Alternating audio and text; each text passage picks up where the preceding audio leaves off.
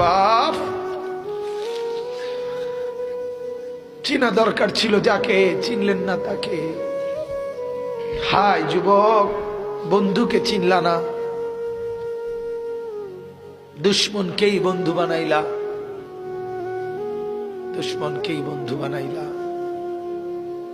আপন বন্ধু যিনি তাকে চিনলা না, দুশ্মনকেই গ্রহণ করলা। চেহারায়, সুরতে, চলনে বলনে, আচারে উচ্চারণে বেঈমান যেভাবে সাজায় দেয়, তুমি তাকেই গ্রহণ করলা।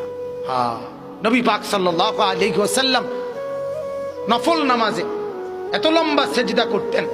আম্মা জান আয়েশা রাদিয়াল্লাহু তাআলা আনহা বলেন, মাঝে মাঝে মনে হতো নবী ইন্তেকাল করলেন কিনা, মারা গেলেন কিনা।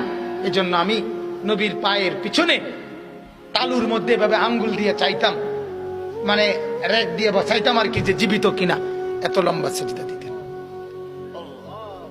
বাজান, হযরতে সাহাবায়ে কেরাম বলেন, নবীজি সেজদা দিতেন এত লম্বা আর কামতেন। নাসমাউ লাহু আজিরান কা আজিরিল মিরজাল।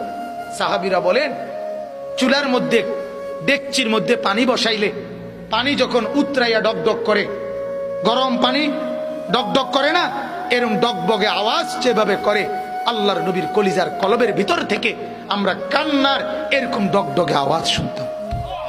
সেজদার কান্না। আল্লাহর নবী এভাবে কাঁদতেন, নবী এভাবে কাঁদতেন।